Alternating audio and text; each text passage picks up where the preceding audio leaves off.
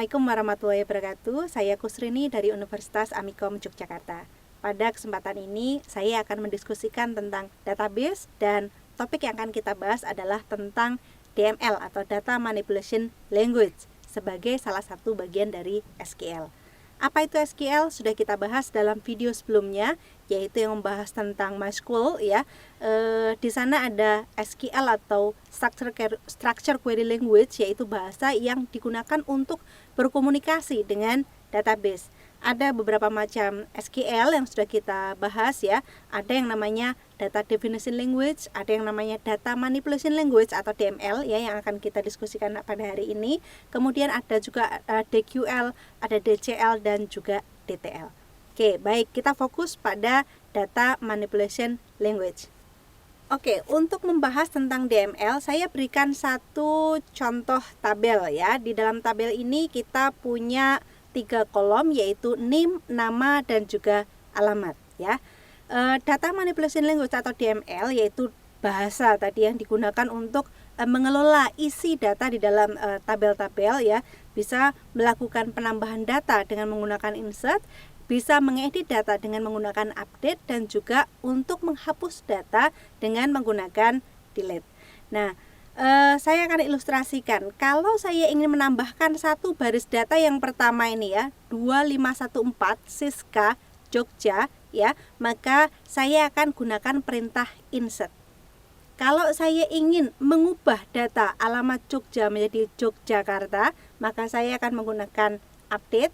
Dan kalau saya akan menghapus satu baris data ini ya, 2514 Siska Yogyakarta saya hapus, maka saya akan menggunakan delete ya. Nah, hanya yang jadi pertanyaan adalah ketika saya memiliki data yang kedua di mana alamatnya masih kosong, saya ingin menambahkan data alamat di sini. Misalnya Meta ini alamatnya adalah Jakarta. Pertanyaannya, perintah apa yang pas untuk kasus tersebut? Apakah saya gunakan insert ataukah saya gunakan update? Oke, mungkin ada yang berpendapat menggunakan insert, ada juga yang berpendapat untuk menggunakan update. Kenapa insert? Oh, karena ini nanti menambahkan data. Tadi menambahkan data adalah menggunakan insert, gitu ya. Kemudian ada juga yang mengatakan ini update. Kenapa? Karena yang dirubah adalah bukan keseluruhan baris ya. Bukan memasukkan data baru, tetapi hanya menambahkan alamat saja. Berarti ini mengubah baris. Maka ini termasuk update. Nah, mana yang benar? Yang benar adalah yang kedua ya. Insert akan berakibat pada penambahan baris baru. Kalau hanya mengubah bagian dari baris itu, maka kita akan menggunakan update. Demikian pula dengan delete ya, ketika saya akan menghapus Jogja. Misalnya saya hapus sehingga alamatnya menjadi kosong, maka itu juga termasuk perintah update, bukan delete, karena yang terhapus bukan keseluruhan baris tetapi hanya sebagian data saja. Oke, baik. Ini mudah-mudahan bisa dipahami terkait dengan DML ya. Kemudian bagaimana sintaknya ya? Kalau saya ingin menambah data, saya akan gunakan sintak seperti ini. Insert into nama tabel, kemudian values, nilai pertama, nilai kedua sampai dengan nilai ke n. Atau saya gunakan cara yang kedua, insert into nama tabel, kemudian saya sebutkan kolomnya dari 1 sampai dengan n, dan juga kemudian values nilainya dari 1 sampai dengan n. Oke. Apa yang berbeda dari dua perintah tersebut? Yang pertama ini tidak menggunakan kolom, yang di sini menggunakan kolom. Kapan kita menggunakan kolom? Kapan kita tidak perlu menggunakan kolom? Oke. Yang pertama, kalau kita menggunakan perintah seperti ini tanpa menyebutkan kolom, maka yang dimaksud adalah kita akan mengisi seluruh kolom di dalam tabel tersebut dengan urutan yang sama dengan strukturnya. Sedangkan saya akan menggunakan perintah yang kedua itu apabila ada baris kolom-kolom tertentu di dalam tabel tersebut yang tidak saya isi pada saat menjalankan perintah insert tersebut. Memangnya boleh, memangnya ada tabel kita buat tapi kolomnya tidak diisi pada saat insert data. Oke, ada ya, ada tabel yang pengisiannya itu tidak bersamaan pada saat insert. Contohnya adalah tabel KRS. Tabel KRS itu berisi siapa mengambil mata kuliah apa, kemudian mendapatkan nilai apa. Oke. NIM, kode, kemudian nilainya. Ya, NIM kode itu akan diisi pada awal semester. Ya, pada awal semester. Sedangkan nilai akan diisi pada akhir semester. Sehingga ketika menginsertkan ke dalam tabel tersebut, nilai akan diabaikan. Sehingga perintah yang tepat itu adalah menggunakan model yang kedua. Oke. Di sini ada catatan bahwa field dengan constraint not null wajib diisi. Artinya perintah yang kedua ini tadi boleh mengabaikan kolom asal kolom tersebut tidak didefinisikan sebagai not null. Ya. Kemudian penulisan data tipe angka tidak perlu pakai tanda petik, kemudian nilai yang string ataupun date itu bisa menggunakan atau harus menggunakan tanda petik ya. Lalu data pada tabel anak atau foreign key harus ada di induknya. Maksudnya apa? Pada pertemuan sebelumnya, video sebelumnya sudah dibahas relasi tabel pada tabel akademik ya, database akademik. Di sana ada mahasiswa, ada KRS ya. KRS itu memiliki foreign key yang merujuk pada tabel mahasiswa. NIM yang ada di dalam tabel KRS itu merujuk pada NIM yang ada di dalam tabel mahasiswa. Akibatnya apa? Ketika saya menginputkan data ke dalam tabel KRS hanya bisa dilakukan apabila NIM yang saya masukkan itu sudah terdaftar di dalam tabel mahasiswa. Oke, itu yang dimaksud di dalam penambahan data ini. Baik. Contohnya ya, di sini saya punya tabel mahasiswa dengan kolomnya adalah tahun angkatan, NIM, nama, alamat, dan tanggal. Ya, kemudian saya akan memasukkan data yang pertama, saya gunakan insert into mahasiswa. Saya masukkan data ke dalam tabel mahasiswa. Values 2001, 1 Anita Magelang 1 Januari 85. Artinya apa? Semua kolom saya isi urut sesuai dengan strukturnya sehingga saya tidak perlu menyebutkan kolom-kolom, nama kolom-kolom setelah menyebut nama tabel mahasiswa ya. Berbeda dengan yang kedua. Contoh yang kedua, saya tuliskan insert into mahasiswa, saya sebutkan kolomnya tahun angkatan, NIM, nama, lalu valuesnya 2005 9 Daud. Kenapa? Karena alamat dan tanggal tidak saya isi pada perintah tersebut ya. Maka ini urutannya tahun angkatan, ini tahun angkatan, ini NIM ya, kemudian ini nama dan ini juga nama. Oke, berikutnya bagaimana caranya mengubah data ya. Kita tadi menggunakan perintah update ya untuk mengubah data ya. Update, nama tabelnya apa, set, kolom pertama isinya sama dengan apa, kolom kedua isinya sama dengan apa, dan seterusnya. Where kondisi yang memenuhi syarat apa. Ini hukumnya sunnah, boleh ada boleh tidak ya, karena ini pakai kurung kotak, artinya kalaupun tidak ada ini tetap bisa dijalankan. Oke, berikut adalah contoh untuk mengubah data di dalam tabel mahasiswa. Saya akan mengubah semua baris satu kolom, yaitu kolom tahun angkatan menjadi 2003. Saya tulis update mahasiswa, set tahun angkatan sama dengan 2003. THANG ini tahun angkatan ya. THN sama dengan 2003. Artinya semua baris dalam tabel tersebut akan diisi dengan 2003. Oke. Contoh yang berikutnya adalah mengubah kolom tertentu pada baris tertentu ya. Ini contohnya mengubah nama menjadi Anita Marani dalam tabel mahasiswa yang NIM-nya sama dengan 200. Hanya NIM 200 saja yang akan dirubah ya. Update mahasiswa, set nama sama dengan Anita Marani, where NIM sama dengan 200. Oke. Bisa juga saya mengubah beberapa kolom sekaligus ya. Kalau beberapa kolom sekaligus, contohnya di sini nama dan tahun angkatan yang dirubah ya. Untuk memisahkan antara kolom satu dengan yang lain, kita berikan tanda koma, bukan N ya, tanda koma. Where NIM sama dengan 200. Oke, di sini kita gunakan operator sama dengan. Apakah selalu kita harus menggunakan sama dengan? Tidak ya. Ada beberapa operator yang bisa kita manfaatkan di dalam perintah ini, yaitu yang pertama ada operator relasional ya, seperti sama dengan tadi. Lalu bisa juga kita gunakan lebih besar, lebih kecil, lebih besar sama dengan, lebih kecil sama dengan, atau tidak sama dengan. Oke. Kemudian operator boolean ini akan digunakan ketika kita punya dua kondisi yang harus dipenuhi supaya update itu dilakukan. Contohnya di sini update kelas setNIP sama dengan 1, where kode sama dengan P1, and NIP sama dengan 2. Berarti ini hanya akan dirubah jika kedua-duanya ini dipenuhi, ya. Kalau salah satu saja tidak dipenuhi, kodenya tidak sama dengan P1, maka dia tidak akan dijalankan. Kecuali penghubungnya bukan AND, tetapi menggunakan OR. Kalau menggunakan OR, maka salah satu saja terpenuhi, itu sudah bisa dilakukan.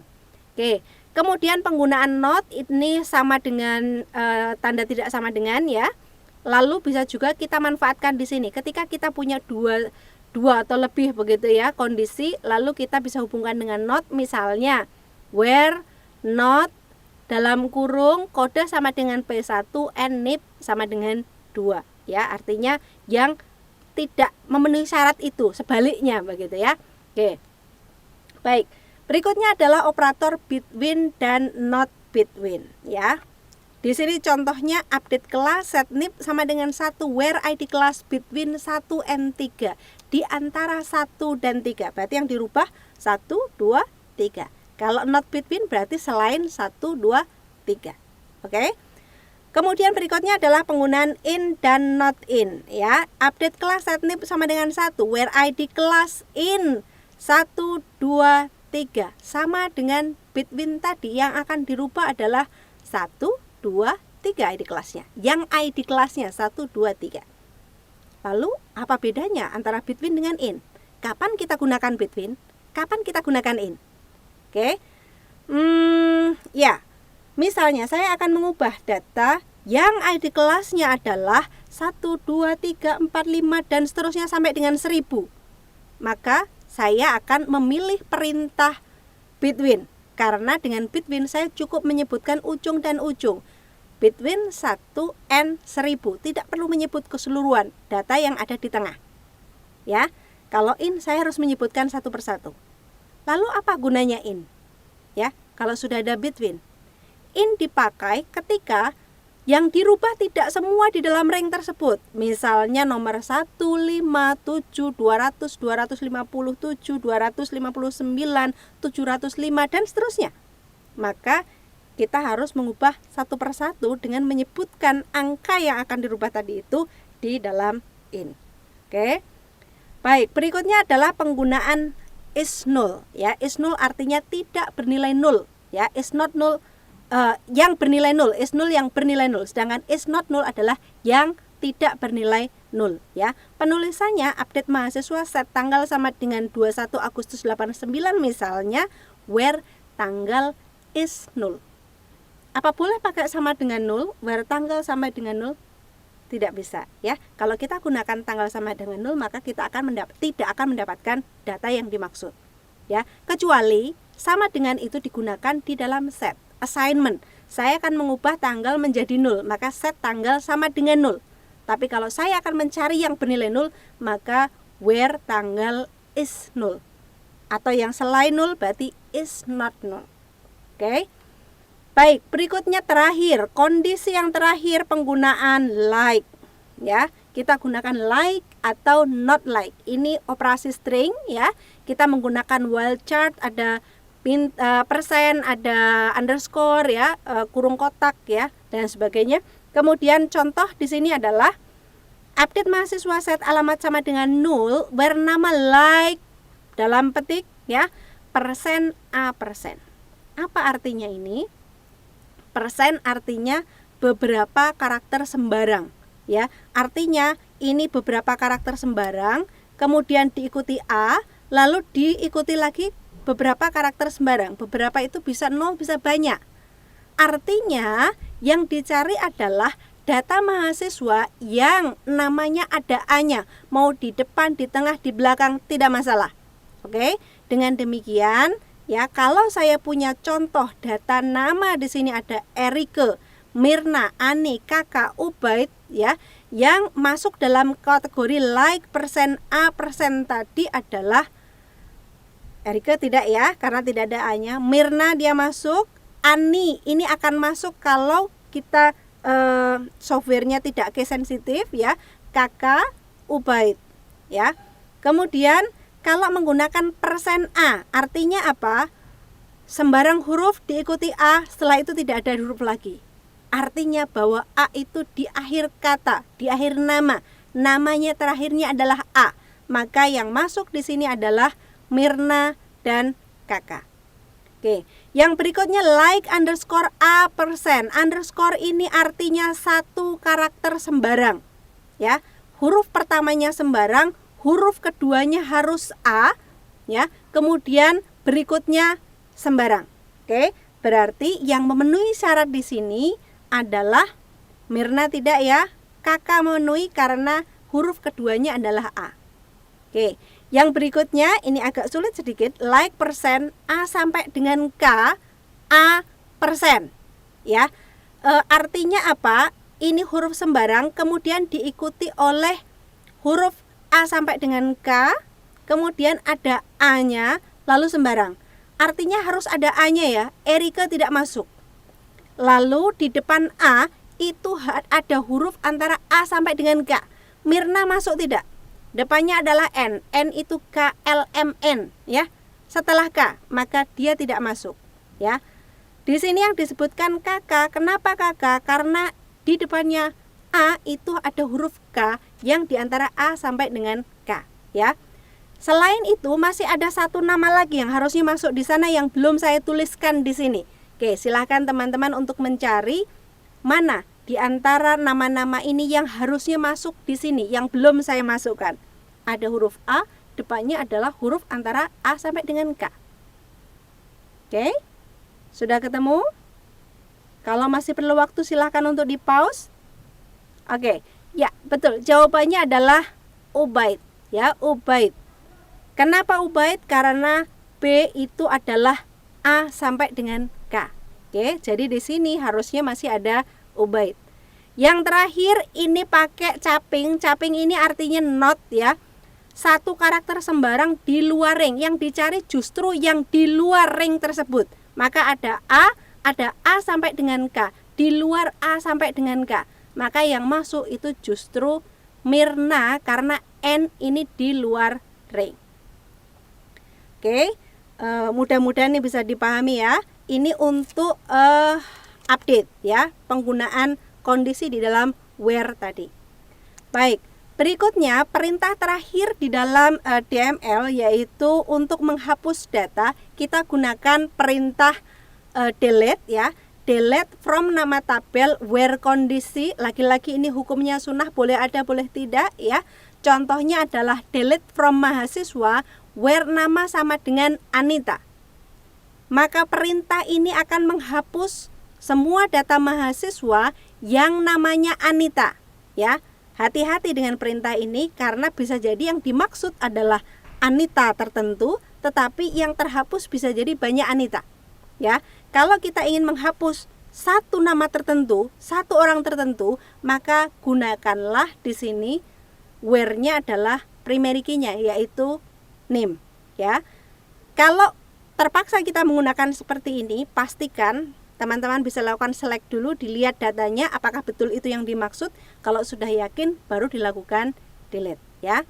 Apalagi kalau ini tidak menggunakan where, maka apa yang terjadi? Seluruh data di dalam tabel mahasiswa itu akan terhapus. Oke. Pertanyaannya, apakah perintah update dan delete kalau sintaknya benar pasti bisa dijalankan? Belum tentu ya, belum tentu. Kapan perintah update gagal? Kapan perintah delete gagal? Oke, teman-teman harus perhatikan saat kita membuat foreign key di video sebelumnya ya, ada di sana option ya, on update cascade, on delete no action. Oke. Kalau update cascade berarti ketika tabel induk dirubah ya, name di tabel mahasiswa saya rubah, maka seluruh data name di tabel yang merujuk padanya akan berubah mengikuti. Kalau saya tulis on update no action, maka ketika sudah ada data di tabel anaknya, maka di tabel induk ini tidak bisa diapa-apakan, tidak bisa diupdate ya. Demikian pula dengan delete. Kalau delete on cascade, maka ketika saya hapus di tabel mahasiswa NIM tertentu, maka seluruh data di tabel lain dengan NIM tersebut akan terhapus ya, yang merujuk pada tabel mahasiswa. Kalau on delete no action, maka ketika saya hapus di tabel mahasiswa NIM tertentu dan NIM itu ada di tabel yang merujuk padanya, maka otomatis perintah delete ini tidak akan dijalankan, ya.